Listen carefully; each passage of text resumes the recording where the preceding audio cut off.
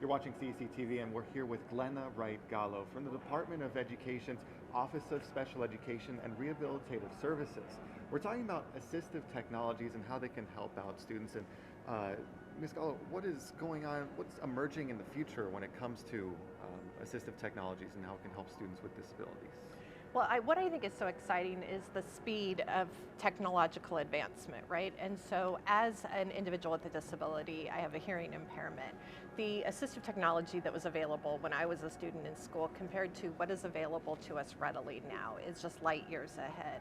And it continues to advance rapidly. And so this is an opportunity, I think, for educators and families, as well as individuals with disabilities, to really dig into this area.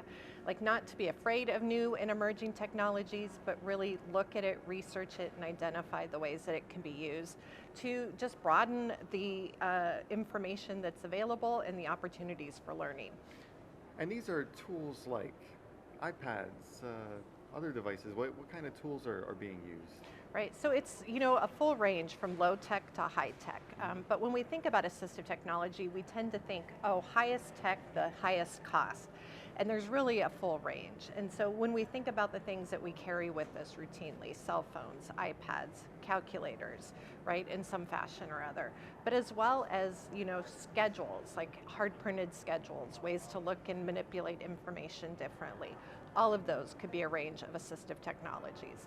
One of the things that I use frequently in my day-to-day work is AI-generated captions, right, to help me accommodate for my hearing disability. And so just being able to have a device with me that picks up human speech and translates it in real time is changing, right? And it changes the way that I work and the way that I interact with people, and making sure that we design an educational system that leverages all of those things. So how is it that we use universal design for learning to really capture accessibility, to decrease the digital divide, around access? How is it that we create an educational system in communities that are supportive of assistive technology and emerging technologies, use those to make sure that everybody has access, everybody can learn at their own pace, and everybody can demonstrate their learning?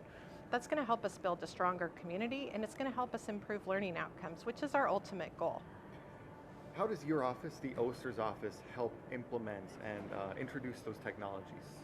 So we have a variety of resources that are available to us. I think some of the most well-known would be OSEP-funded technical assistance centers, right? So we have the CAST Center, which focuses on assistive technology. We also have the National Education Technology Plan, the EdTech plan, that was just re-released in January, that came from the Department of Ed. What's so exciting about this plan is that it was developed with inclusionary practices, with accessibility in mind from the front end, instead of trying to retrofit it after the fact. So this National Ed Tech Plan addresses how we can make sure that all systems using technology are accessible. Then my office released Myths and Facts Around Assistive Technology for Individuals with Disabilities, which is a companion resource. Really easy to use, a brief document, myths and facts. We're hearing great feedback from people who are using it, families, educators, and leaders. And so we just want people to know there are resources out there, whether they're education-related resources or resources coming from other aspects of the government. For example, Health and Human Services funds AT centers in every state and region. And those are available for use by schools and by families as well. How does your office partner with different organizations, including CEC, to make technologies more available for students with disabilities? So I love this question, and this is really key, right? Because none of us can do this work in isolation. It's about that partnership, and CEC has been a record-breaking partner when it comes to assistive technology. In addition to CEC, though, we have been partnering with the National PTA, so Parents, Teachers, and Students Association. We've been working with labor unions that represent educators and school leaders. We've been working with CASE, the Council for Administrators of Special Ed.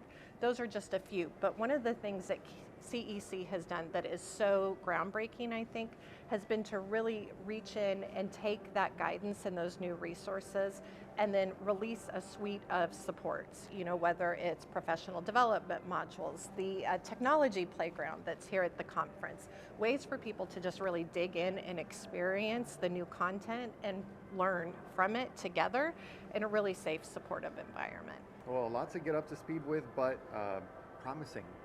Very promising. Thank you so much for joining us. All right, thank you. And you're watching CCTV.